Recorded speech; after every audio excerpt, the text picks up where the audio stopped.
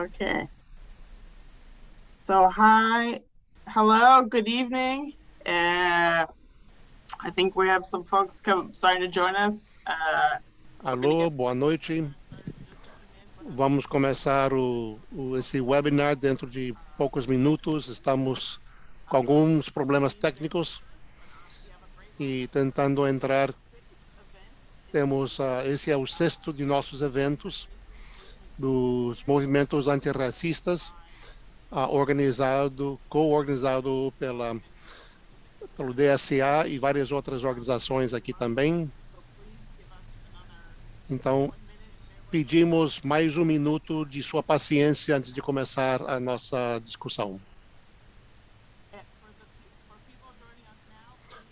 Para as pessoas que estão entrando agora, por favor, seleciona o canal que quer ouvir a tradução. Temos tradução em inglês e português.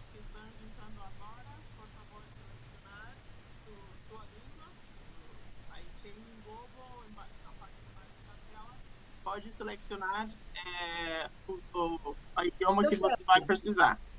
Você tem a opção de inglês ou português. Deu certo, deu certo. Alô, Natália, você pode ouvir agora no canal do português? Deu certo, Jana, estou aqui. Alô, Natália, você está ouvindo no canal do português? Estou ouvindo. Muito bem, obrigado. Pronto. Na função de interpretação. Okay. So once again, thanks everybody. Mais uma vez, bem-vindo a todos essa noite. Essa será a sexta e a última sessão de série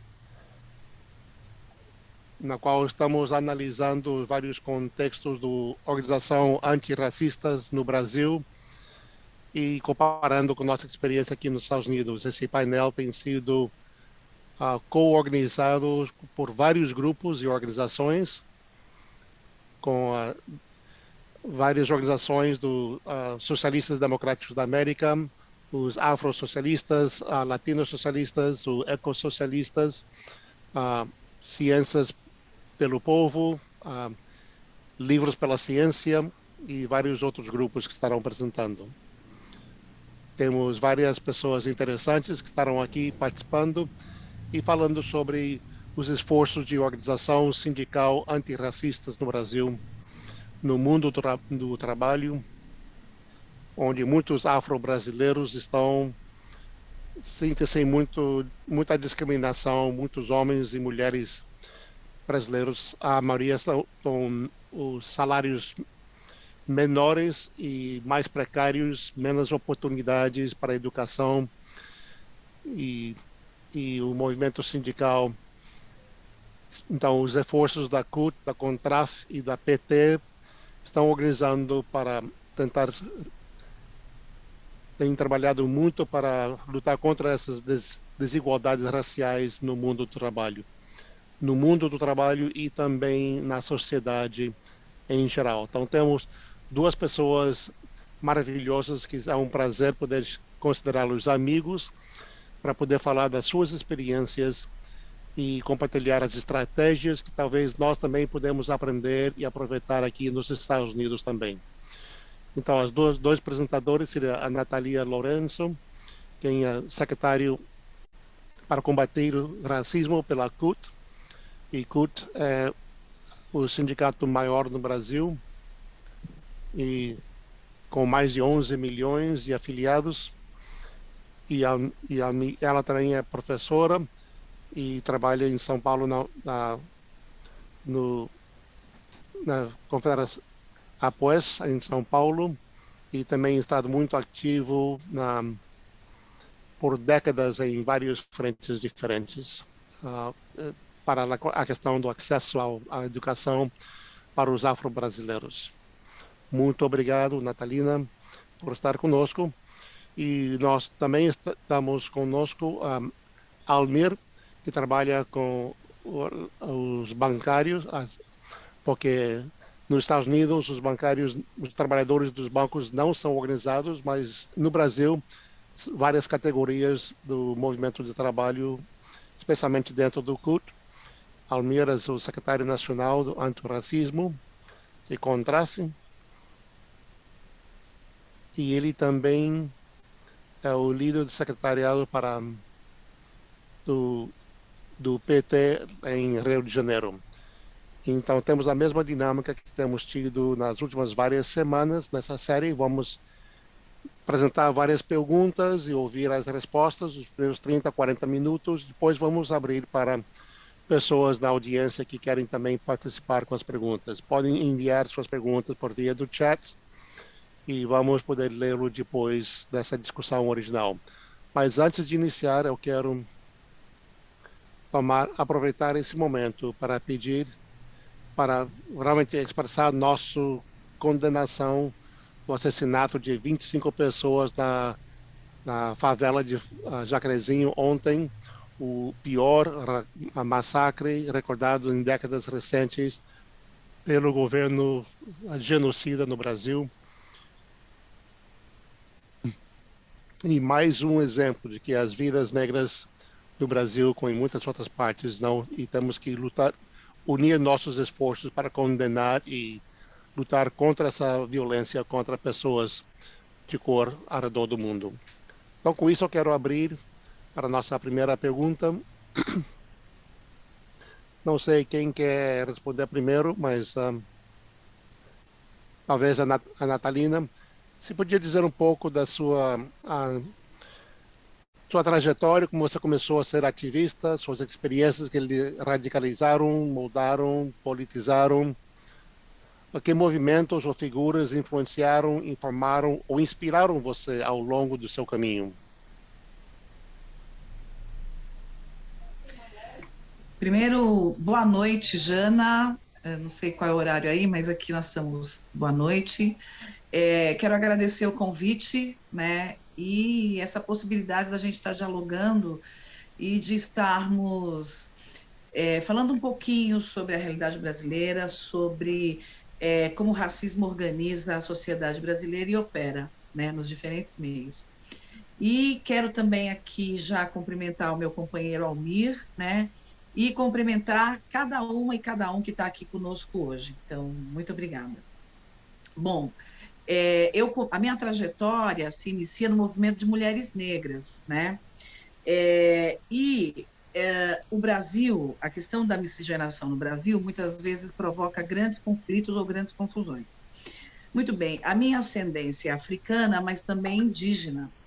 Então, ao longo, até os meus 13 anos, eu tive na minha família, e era uma questão interna mesmo, muita dificuldade de compreender que eu era negra. E por que eu tive essa dificuldade? Porque, na verdade, os meus pais, os meus primos, não se colocavam como tal, né? Então, eu não entendia bem. Quando eu tive, aos 13 anos de idade, eu tive uma experiência que mudou radicalmente a minha vida. Eu estava indo para o colégio e eu sempre fui muito distraída. E eu adorava andar cantando, né? Eu ia para a escola cantando, né? E eu estava indo para o colégio, eu tinha 13, 14 anos, e eu acabei dando um encontrão num homem, um homem velho, um homem branco, e ele, com muito ódio, ele usou uma expressão assim: saia da minha frente, sua preta maldita, alguma coisa assim. E aí, aquilo me chocou. E aí, ao mesmo tempo que me chocou, eu falei assim, ué, mas então eu sou preta, porque diziam que eu era morena, né? Usavam muito a expressão morena na minha família.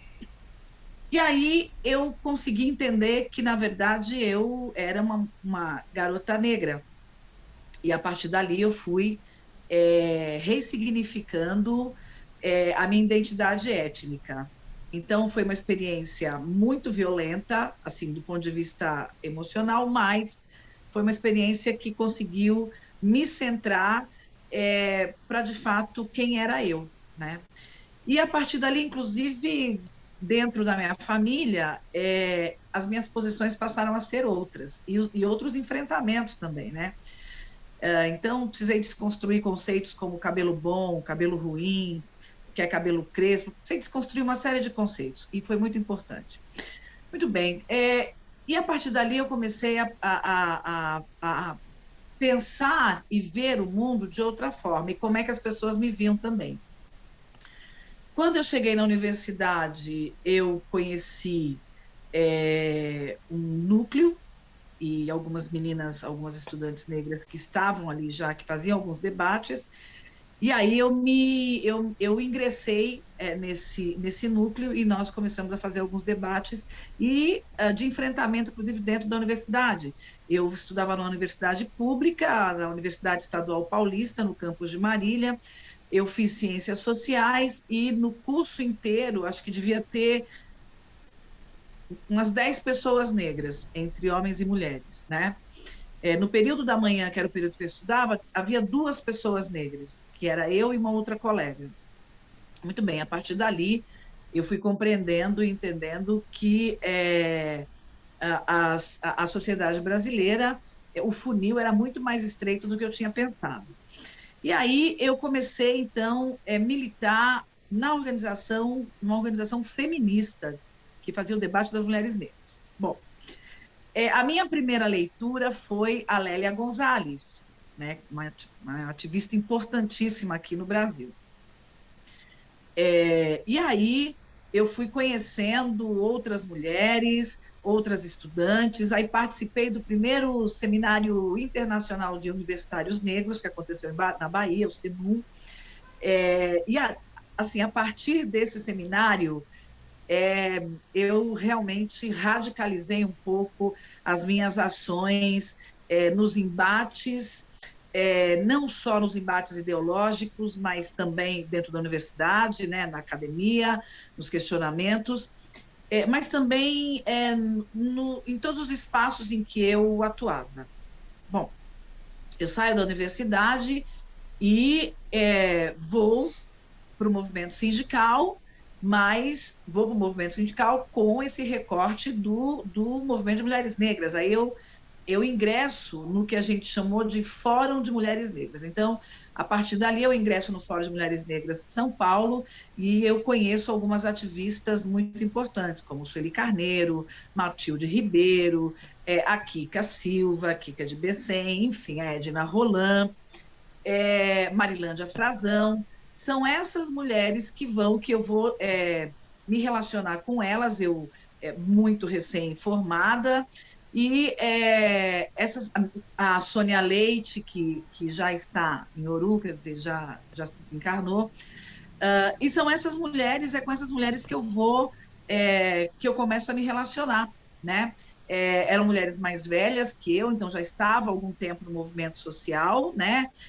Muitas delas participaram, inclusive, da formação do MNU nos anos 70. Enfim, e aí eu começo a fazer um debate dentro do sindicato, né? Isso estou falando dos anos 90, falando de 96, 95, 96. E levo junto com outras educadoras e educadores, o debate sobre as trabalhadoras e trabalhadores negros da educação. Eu sou dirigente da APUESP, que é o Sindicato dos Professores do Estado de São Paulo, né? E eu começo a minha militância no mundo sindical ali. Bom, esses debates me levam também a participar de atividades dentro da CUT, né? É o momento que também começa a fazer esse debate dentro da CUT, ou seja, os militantes, né, os trabalhadores militantes que atuavam no movimento social negro também vão para o mundo do sindicato e falam, olha, a classe trabalhadora é composta por diferentes grupos étnicos, e o grupo étnico que a compõe também da população negra, que é a maioria, né? E que a partir do racismo, esses trabalhadores são invisibilizados, inclusive no movimento sindical. Bom, e aí começam esses debates. E aí, a primeira experiência minha, assim, de fato, com uma grande liderança sindical, é com o Vicentinho, que naquele momento era presidente da CUT Nacional, e a gente vai fazer um 20 de novembro no Quilombo do Cafundó. E a minha tarefa era organizar estudantes para irem para o Quilombo do Cafundó e ali a gente fazer uma ação em homenagem ao 20 de novembro. Então, eu começo ali. Então, e aí, na minha trajetória, vou sempre para o debate fazendo a intersecção entre raça e gênero, no mundo sindical e também nos movimentos sociais, né? Me torno, um tempo depois, coordenadora do coletivo estadual antirracista da CUT São Paulo. A CUT não tinha a Secretaria de Combate ao Racismo, era um coletivo, e esse coletivo ele foi formado a partir de muita luta interna, né, dos trabalhadores e trabalhadoras negros que militavam na CUT, que militavam no movimento social, enfim. E a minha trajetória começa, então, cada vez mais de aproximar o movimento social e o movimento sindical. Então, o movimento social negro, o movimento sindical, porque eu atuava e atuo nessas duas esferas, né? Muito importante isso. E aí eu costumo dizer, eu não sei se o meu tempo está acabando, então eu já vou concluir. E aí eu costumo dizer... então tá bom. Então aí eu costumo dizer, Jana, que o movimento, que a militância me salvou. A militância me salvou. A militância, inclusive, me salvou de ter sido mais um corpo tombado pela violência do Estado no Brasil, né? Eu sou muito grata à militância no movimento negro, que fez com que eu conseguisse me organizar e fizesse, nos espaços em que eu atuo, atuação de ativismo. Desculpa, tempo.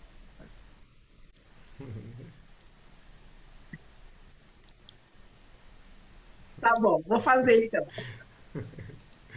Boa noite a todos e todas. Jana, Natalina, agradeço aí o convite da DSA por estar participando hoje desse debate tão importante que essa questão racial ela permeia muito na vida do brasileiro, até porque o percentual de negros e negras no Brasil é muito grande. Mas a minha preocupação com a questão racial, ela vem desde a juventude. Eu passei também por uma experiência. Assim, às vezes a gente passa por situações que a gente nem percebe nas nossas vidas, principalmente ainda novo, né? Mas eu passei por uma experiência novo e depois já mais velho.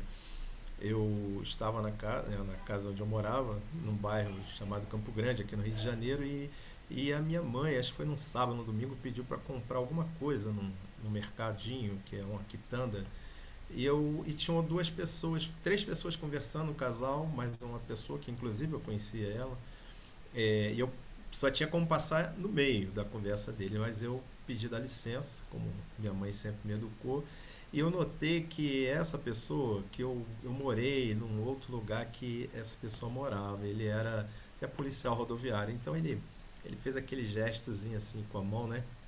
E eu fiquei tão revoltado que eu voltei em casa, entreguei o que eu comprei para minha mãe, peguei uma faca, sentei na porta do edifício, aí pensei, aí voltei para dentro de casa.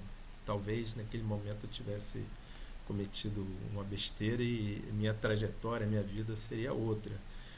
Mas aquilo me marcou muito, né?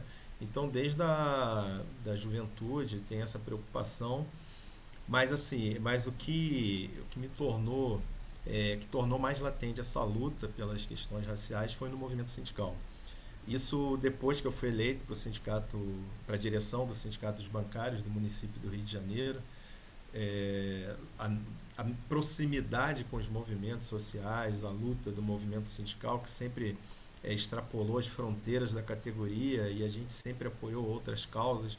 Isso é uma coisa histórica no movimento cutista, né? E a gente tem feito isso.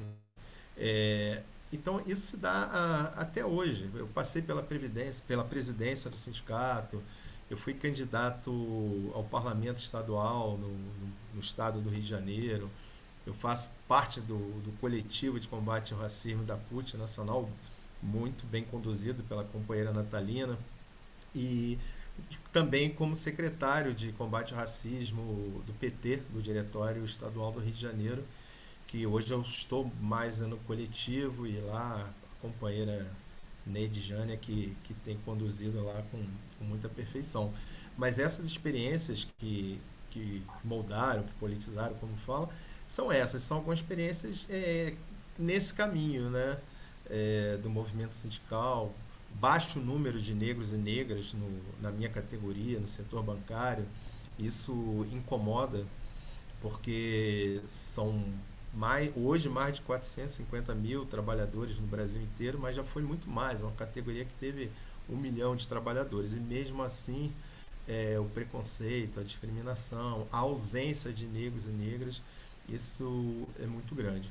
Mas hoje eu sou secretário de combate ao racismo dessa minha confederação, que é presidido por uma mulher, a companheira Juvândia, muito bem conduzida também. Mas a nossa luta pela igualdade racial, ela é muito grande, né? Tanto no movimento cutista como no PT e a Contraf. Então eu passei por essas funções que eu citei anteriormente, mas eu sei que a dificuldade é muito grande, a exclusão do povo negro, principalmente na questão da violência, como foi abordado no início. Ontem nós passamos por um momento muito difícil aqui na cidade do Rio de Janeiro. O Rio de Janeiro está se tornando uma cidade muito violenta. A geografia da cidade, né? Então tem muitas favelas, tem tráfico, e a polícia ela não age de modo inteligente. Ela age com truculência. O governador do estado do Rio de Janeiro recentemente sofreu um impeachment, o outro que assumiu no lugar tem o mesmo pensamento, e com isso as pessoas vão se tornando vítimas dessa violência. No Brasil, segundo o mapa da violência, são a cada 100 vítimas, né, por homicídio no nosso país, 71 são jovens negros de 15 a 19 anos. E de acordo com essa pesquisa, que é o mapa da violência, feito pelo Fórum Nacional de Segurança Pública e pelo IPEA, a cada 23 minutos um jovem negro é assassinado aqui no Brasil. Então essa é uma preocupação muito grande. A gente precisa ter uma atuação no movimento sindical bem direcionado também para as questões sociais. E essa coisa de conhecer o movimento, de trabalhar o movimento, de sair também um pouco fora das questões da nossa categoria, isso é fundamental.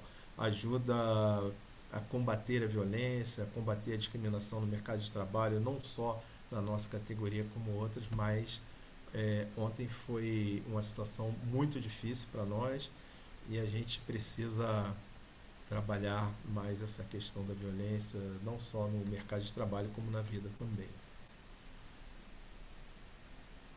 É isso.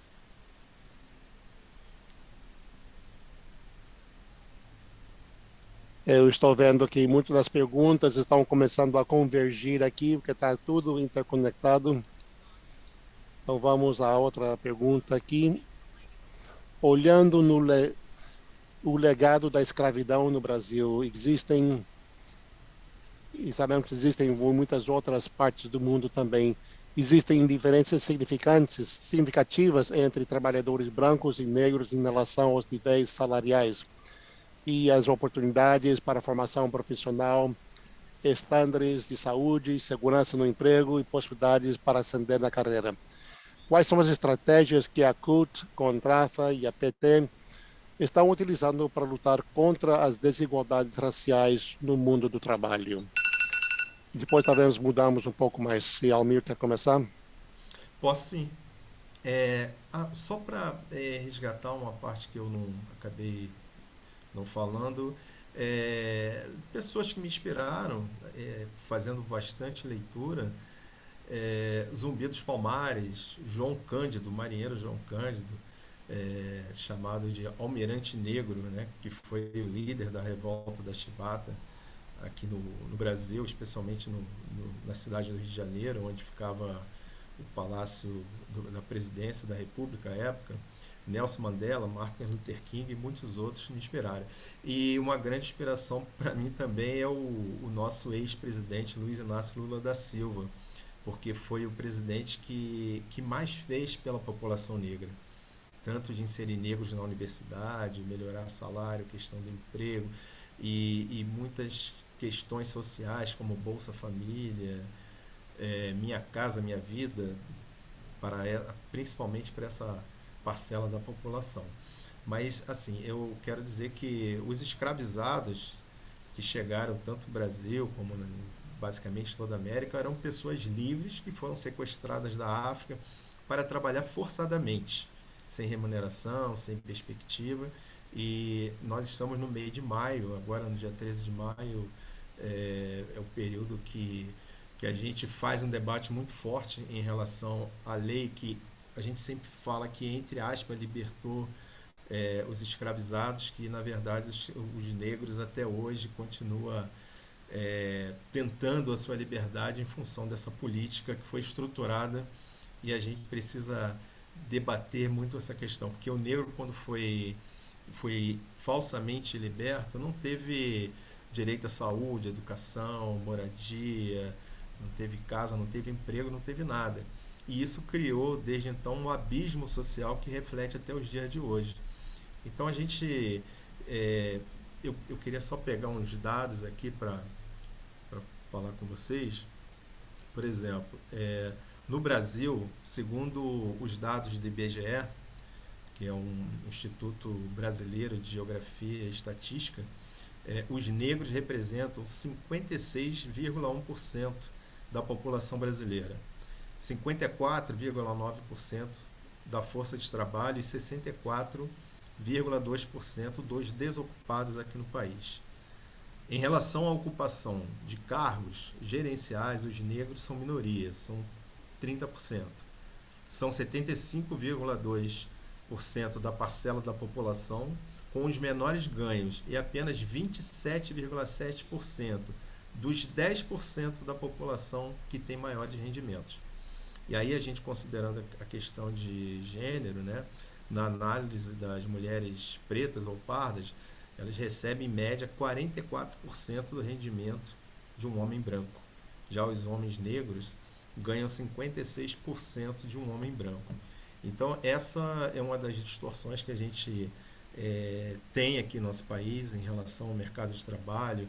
A população negra, ela realmente é discriminada, e eu posso dizer que a Contraf, ela tem uma preocupação muito grande com esse tema. Nós criamos um passado coletivo de raça, gênero e orientação sexual para debater essas questões no caso da discriminação no mercado de trabalho bancário. Isso para nós é importante. Nós chegamos à conclusão, com a participação do terceiro, foi no segundo censo da diversidade, que é um censo, uma pesquisa feita na categoria, que em 2014, o primeiro foi em 2008, esse segundo em 2014, que no ramo financeiro tinha somente 24,7% de negros atuando no mercado de trabalho. Então, para combater essas desigualdades, nós clausulamos na nossa convenção coletiva um debate permanente de igualdade de oportunidade para discutir todas essas questões: raça, orientação sexual, LGBT, mulheres, e a gente tem avançado em alguns pontos. Na questão racial, a gente ainda tem tido alguma dificuldade com os bancos em relação a isso. Tanto contratar mais negros e negras, essa é uma dificuldade grande. Nós realizamos na categoria já por 5 vezes o Fórum Nacional pela Visibilidade Negra no Sistema Financeiro. Tivemos a felicidade da Jana participar do último fórum, que foi em Belo Horizonte, numa das cidades aqui do Brasil, e a ideia é debater as questões raciais, discutir forma de inserir os negros no mercado de trabalho bancário e também ascensão profissional. A gente já percebeu através da pesquisa que a ascensão profissional tem uma dificuldade em função da cor da pele. Então, são poucos negros que têm cargos gerenciais, e cargo de direção, então, é quase que inexistente. Então, assim, essa estrutura de combate ao racismo, ela não só existe como no PT, a Natalina vai falar um pouco da CUT, mas a Contraf como tem, mas o PT Nacional ele tem uma Secretaria Nacional de Combate ao Racismo, tem secretarias no diretório em todos os estados e alguns municípios também tem. E a ideia é essa, é fazer a discussão de uma sociedade mais justa, igualitária, sem preconceito, sem racismo, e uma atuação maior no mercado de trabalho, onde o negro ele possa realmente ser inserido. E agora, hoje a gente vive num governo onde o que a gente tinha conquistado no passado, que era importante para todos os trabalhadores, que eram as políticas afirmativas que inseriam negros nas universidades, uma série de coisas, ela foi totalmente exterminada pela política do governo Bolsonaro.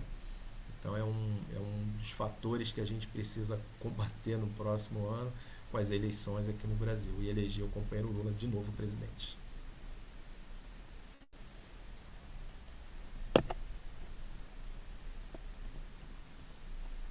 Vou tentar ser mais objetiva, bem rápida. O Almir, ele tocou em vários pontos que são importantes e adiantou bastante a fala. Mas eu queria fazer esse link, então.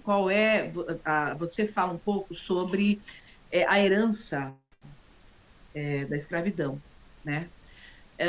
Bom, o período colonial no Brasil acabou há 100 e poucos anos. No entanto, a mentalidade ainda existe e ela, principalmente na classe média e na elite brasileira, né? Reproduzindo aí, por exemplo, aqui no Brasil, você conhece, você sabe, nós temos o trabalho doméstico que é fruto direto desse período colonial. E não é à toa que aqui nós tivemos o primeiro óbito foi de uma trabalhadora doméstica no Rio de Janeiro, né? Muito bem, isso é uma herança direta. E esta herança, ela permeia o inconsciente coletivo no Brasil, porque, veja bem, quando a gente pega os trabalhadores com maior vulnerabilidade social ou nos trabalhos mais precários, é a população negra, são trabalhadoras e trabalhadores negros, estejam eles nos trabalhos domésticos, estejam eles no mundo do trabalho sem a carteira assinada, enfim. Então, esses trabalhadores, eles estão nos piores trabalhos e naqueles mais precarizados com a remuneração menor. Muito bem. O Almir tocou aqui um ponto importante, que foram as políticas públicas implementadas pelo governo Lula-Dilma na primeira década dos anos 2000, do século XXI. E aí eu queria fazer uma observação de como o racismo organiza e opera no mundo do trabalho. Veja, nós tivemos políticas importantes de inclusão na educação. Então, nós entendemos que quanto maior o tempo de escolaridade, mais chances você tem de ingressar no mercado de trabalho numa condição supostamente com a maior remuneração, né? E o Brasil é um daqueles países em que a educação é uma condição sine qua non para a mobilidade social, né? Então, quanto mais você estuda, melhores condições você vai ter de ter um bom trabalho e de ser remunerado. Muito bem. Supostamente é isso, mas aí como é que o racismo opera nessa logiquinha que a gente está colocando aqui? Em 2017, o Diese fez uma pesquisa em que ele cruzava o tempo de escolaridade com o mercado de trabalho. E aí, qual foi o resultado? Foi um resultado que, para nós, que somos da militância, não teve muita surpresa, né? O racismo no Brasil é abissal. Mesmo você tendo maior escolaridade, quando essa pessoa negra vai para o mercado de trabalho, as chances dele ingressar no mercado de trabalho na sua área de atuação, ela reduz, né? Quando ele consegue ingressar na sua área de atuação, a remuneração é que é inferior, né? Então, veja, essa ideia da mobilidade social a partir da educação neste país, ela acaba não funcionando da forma como supostamente deveria funcionar, porque tem este elemento que é o racismo e como ele organiza e opera no mundo do trabalho e em outras áreas, institucional que seja. Muito bem. E aí, qual foi a consequência de tudo isso? Qual é a consequência de tudo isso? É que mesmo tivemos lá um governo progressista que investiu nessa redução das desigualdades raciais, nós não tivemos no Brasil a mobilidade da pirâmide, aquela pirâmide que estrutura a sociedade em classes sociais e também o trabalho e renda, emprego e renda. Então, nós continuamos tendo homens brancos, mulheres brancas, homens negros e mulheres negras. As mulheres negras continuam no sopé da pirâmide. E aí eu vou para a segunda parte da pergunta, que é o que é que a CUT, o Valmir já falou um pouco sobre a CONTRAD, mas o que é que a CUT e o Partido dos Trabalhadores tem feito para essa mudança? Bom, o Partido dos Trabalhadores, como eu disse, nos governos Lula e Dilma, tiveram aí no Executivo operando essas políticas públicas inclusivas. No entanto, no momento seguinte que ocorreu o impeachment /golpe da presidenta Dilma, começou um processo de desmonte muito rápido, que nos assustou, inclusive. Nós não imaginávamos que aquelas políticas todas seriam desmontadas num período recorde. Num primeiro momento, com o então Michel Temer, que assumiu a presidência e que começa esse processo de desmonte, e num segundo momento, com a eleição do Jair Bolsonaro, que só intensifica esse processo de desmonte, reduzindo as ações do Estado na defesa e manutenção das desigualdades. Na verdade, o Jair Bolsonaro só intensifica as ações para a desigualdade, para aumentar a desigualdade racial no Brasil. Muito bem. E aí, nessa conjuntura, como é que a Central Única dos Trabalhadores atua? É claro que, num primeiro momento, o impacto foi profundo, né? Então, qual é a reação? Muito bem, a reação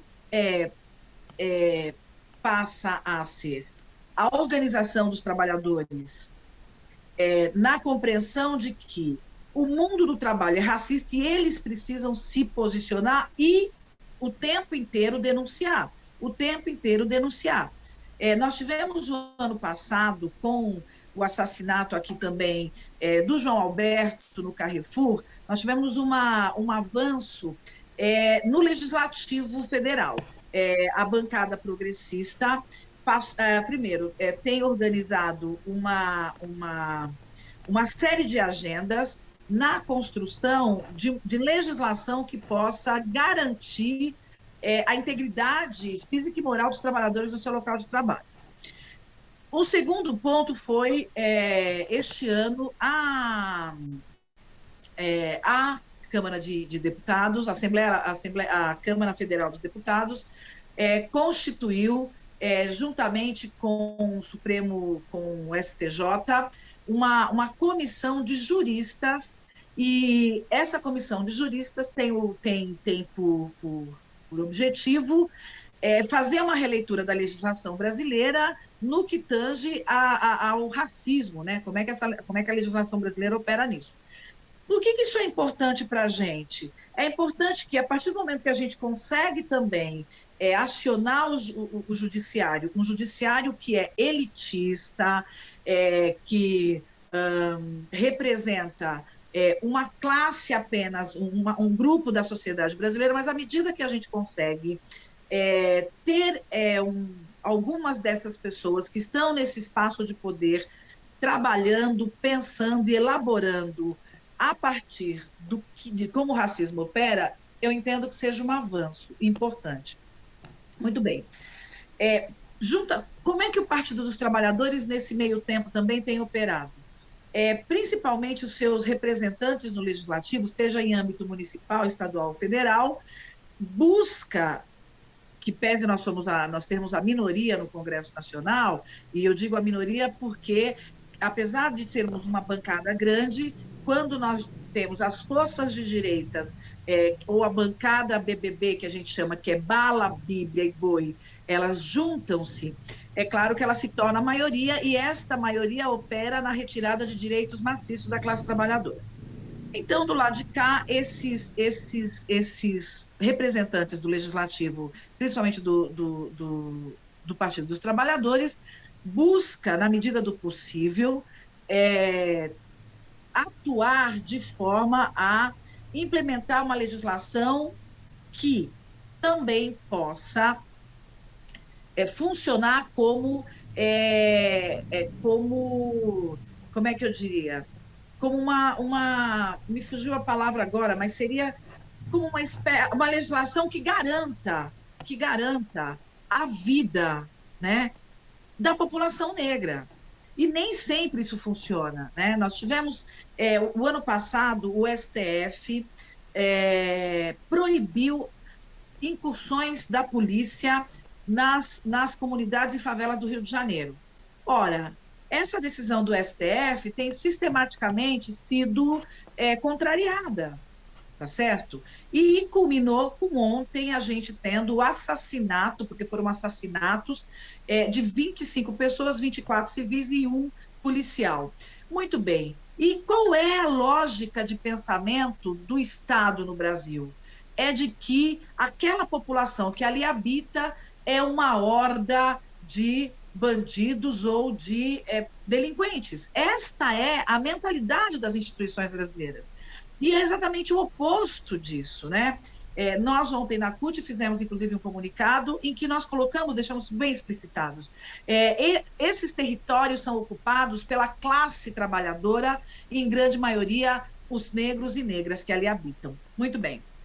E que os bandidos estão nos corredores dos palácios, e muitos no Congresso Nacional, né? Então, é necessário o tempo inteiro a gente está atuando na desconstrução desse senso comum que habita o inconsciente coletivo na sociedade brasileira. É muito difícil, não vai ser amanhã. Esse é um trabalho de avanço e retrocesso,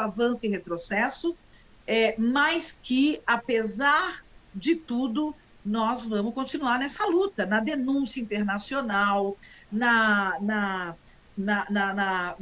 organização do movimento, e mais do que isso, né? Na construção de um retorno, não só do presidente Lula, mas de uma maioria progressista nesse legislativo, para que a gente consiga, de fato, enterrar todo o retrocesso que nós tivemos nos últimos 5 anos.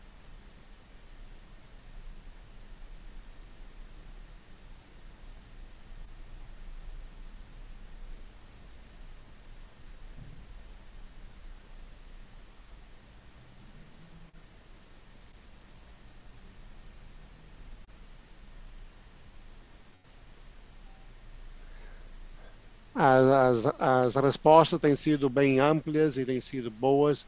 Eu quero tocar em algumas das outras perguntas também. Vamos à última pergunta aqui, e para ter um pouco mais tempo com as perguntas das audiências. A última pergunta seria: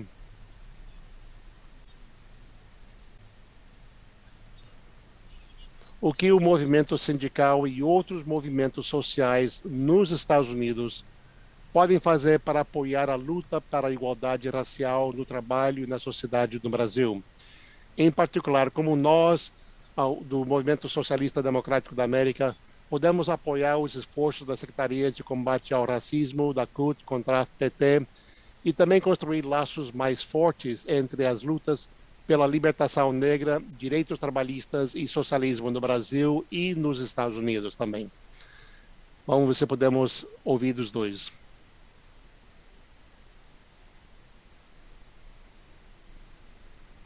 Quem começa, Jana? Eu ou Almir? Eu? Almir? Tá. Eu? Sou eu? Natalina, você pode começar e depois o Almir. Tá bom, então. Então, vamos lá. Sendo muito sucinta, nós sabemos que os sindicatos, os movimentos sociais nos Estados Unidos e na Europa, mas principalmente nos Estados Unidos, têm uma grande relevância e de mobilização e de repercussão mundial. Haja visto o Black Lives Matter, aqui o Vidas Negras Importam nos Estados Unidos, e o assassinato de George Floyd, como é que isso deu esse boom, inclusive no Brasil, nas redes sociais. Então, acho que a primeira coisa é visibilizar todas as ações do movimento social negro, dos sindicatos, a atuação desses movimentos. Eu acho que visibilizar é o primeiro ponto, né? Para que a gente consiga ocupar as redes sociais, mas que a gente consiga também ter essa repercussão mundial necessária para pressionar a sociedade brasileira no combate ao racismo, né? E na redução da letalidade policial também, isso é fundamental. Então, o tempo inteiro a denunciar. Acho que repercutir as denúncias é muito importante, Jana. E isso a gente precisa contar muito com esses movimentos, principalmente neste momento, nessa conjuntura brasileira em que nós temos no poder não só um genocida, mas nós temos um grupo de pessoas que operam no oposto ao antirracismo, que operam para um retrocesso absoluto, não só do racismo, mas bem do machismo, enfim, de tudo aquilo que a gente defende hoje. Nós temos um grupo aí que opera para a permanência disso. Então, fazer essa denúncia, acho que a denúncia é fundamental. Segundo, as ações de parcerias, eu acho que é muito importante. As parcerias com os movimentos sociais nos Estados Unidos, para nós é muito importante. E muito importante por quê? Porque reverbera, né? O que é reverberar? Dá voz àqueles que muitas vezes têm dificuldade de furar bloqueios. Para além disso, eu penso que construir uma pauta internacional em que a gente centralize o combate ao racismo como fundamental.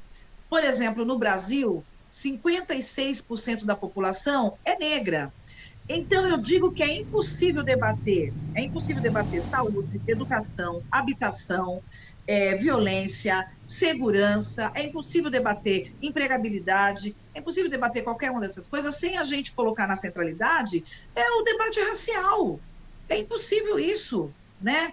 É impossível a gente falar de justiça social sem falar da desigualdade racial. Ora, 78% dos pobres no Brasil é composto de população negra, né? Então, a grande maioria dos pobres são negras e a grande maioria dos negros é pobre neste país. Então, acho que é muito importante a gente conseguir ter esta noção, inclusive para a gente compreender onde é que a gente precisa atuar.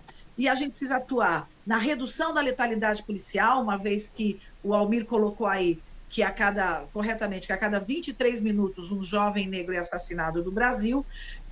A gente está com um buraco. Quando a gente deveria ter uma população pronta para o mundo do trabalho, para a produção, para mudar a sociedade, nós vamos ter, porque eles foram assassinados antes. Nós costumamos dizer aqui que quando você consegue passar dos 25 anos, você furou o bloqueio. Então, você é uma pessoa que tem que agradecer.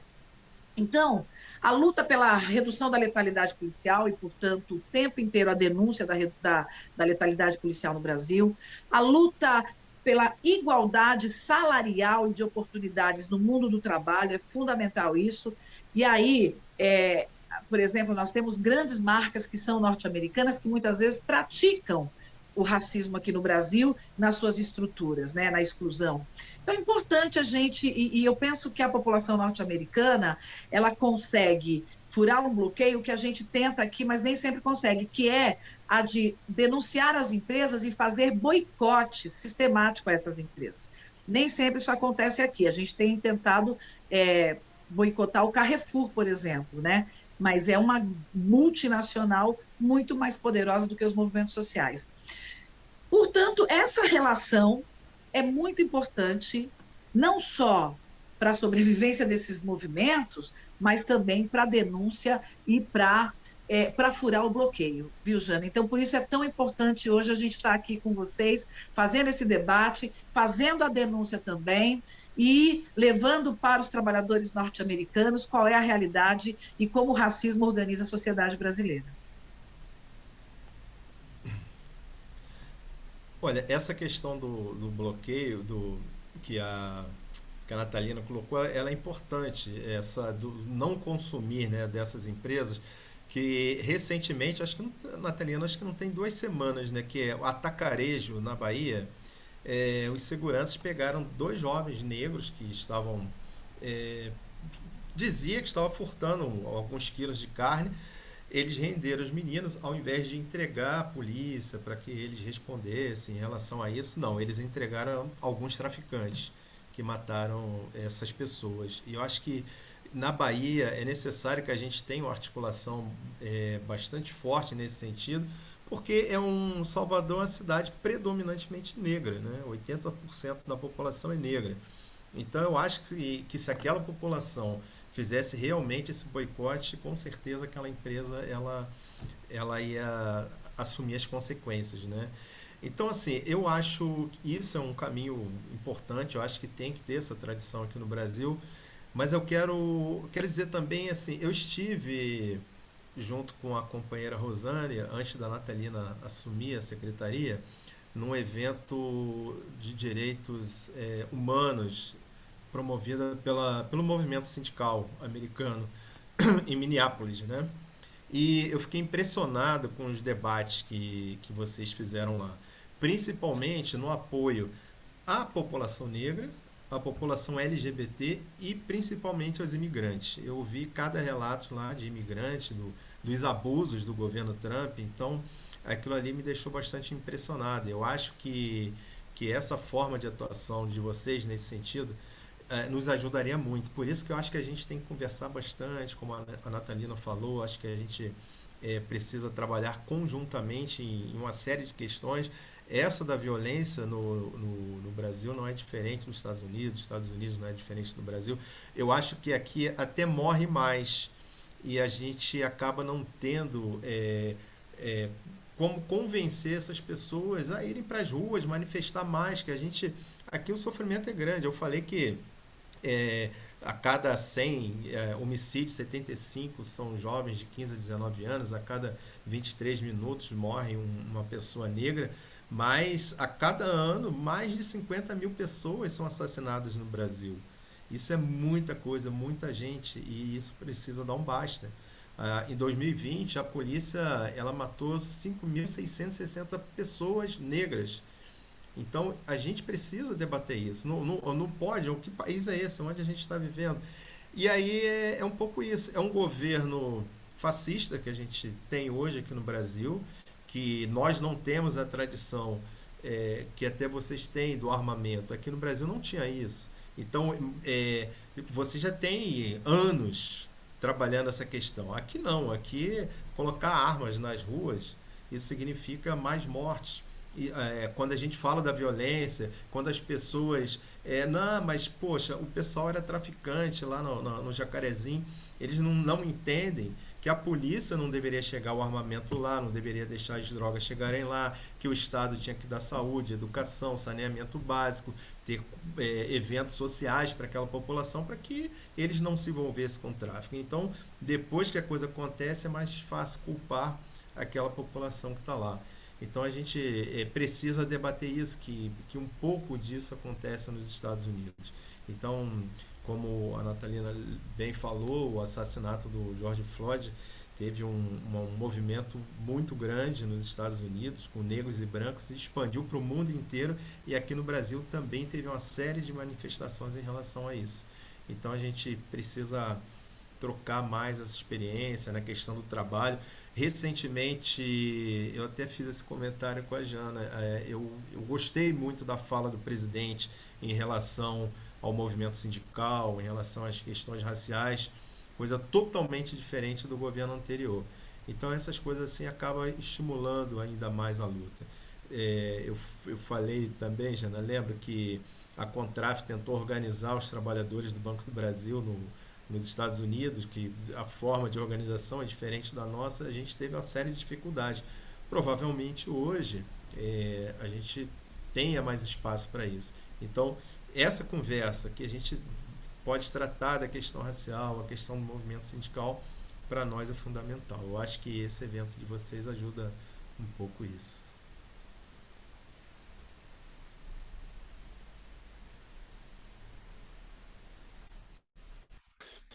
Respostas muito boas, muito obrigado, Natalina, Almir. Temos muitos comentários muito bem que estão entrando da nossa audiência, mas eu sei que estamos acabando do tempo e eu não quero abusar do intérprete agora também.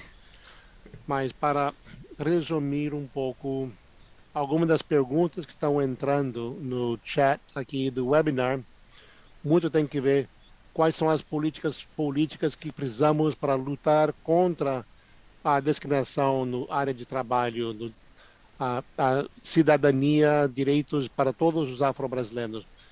Em um minuto, qual seria uma política pública que seria importante para defender, para ser mais efetivo nesse trabalho? E Almir, se você quiser começar. Posso. Rapidamente, aqui a Natalina vai falar melhor sobre isso, porque ela deve ter melhor esses dados como professora, mas aqui no Brasil tem uma lei 10.639 que ela permite o ensino da cultura negra afro-brasileira nas escolas. Eu acho que essa questão do racismo, ela passa pela educação. O Mandela falava muito bem isso. Se você pode aprender a odiar, pode aprender a amar. Então, eu acho que isso é fundamental. E nas empresas, precisa ter uma política direcionada para isso. Eu não sei precisamente fazer um comentário mais profundo em relação a isso, mas eu li recentemente que a Boeing demitiu quase 50 pessoas porque eram racistas. Então, a gente precisa discutir. No Brasil, a Magazine Luiza foi fazer um curso de trainee para 20 pessoas negras e teve uma série de manifestações de parlamentares partidários do presidente da República, Bolsonaro, aquele fascista, questionando, ameaçando entrar na justiça. Mas a presidente da empresa manteve o curso e ela disse que esse curso já atingiu 300 pessoas e somente até aquele momento 20 pessoas eram negras. E ninguém reclama quando insere o branco nesse processo, mas quando insere o negro, aí é uma discussão ferrenha, a gente precisa combater.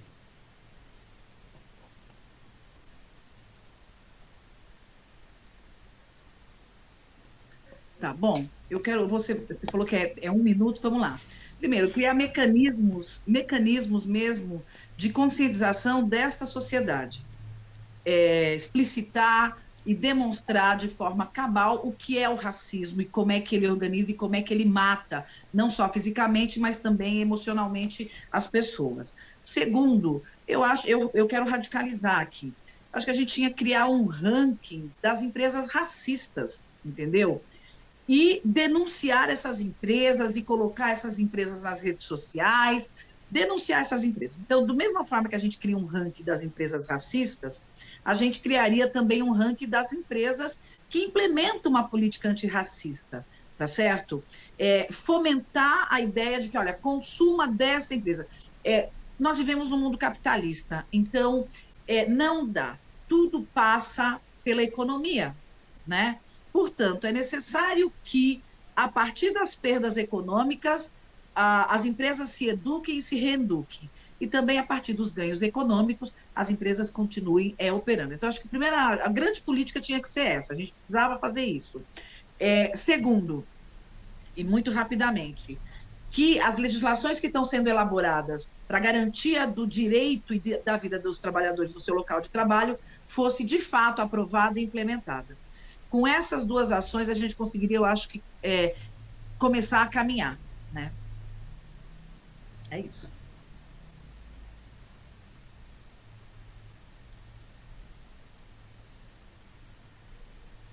Muito obrigado. Tem sido um grande diálogo. Lamento não ter mais tempo. E isso é só um início. É bom para finalizar a última da série de 6 intervenções aqui sobre os movimentos antirracistas no Brasil. E essa noite, igual que todas as últimas apresentações, que todos vocês também podem encontrar por via do Facebook e na página do internet do DSA. Está tudo em linha. Essa série está mostrando os paralelos que existem entre Brasil e Estados Unidos.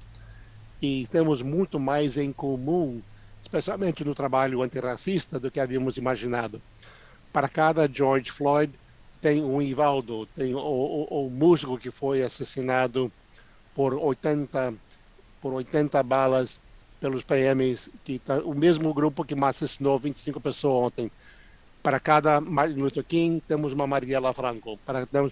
Temos que continuar essas séries e outras atividades para denunciar os pontos de comum que temos, para criar algo antirracista, concreto, específico, pro-trabalhador, socialista, e a melhor ligação entre o movimento sindical e o movimento social. Então, em nome de Natalina e Almir, quero agradecer a todos os panelistas que participaram dessa série e toda a equipe que ajudaram a organizar esses últimos 3 meses desta série. Lala, André, Priscila, Dan. E para os que estão participando aqui, para que podamos ver e participar do trabalho que todos estão fazendo, a ver se André e Lala também podem ligar a câmera para que outros podem ver. Esse é apenas um ponto de início.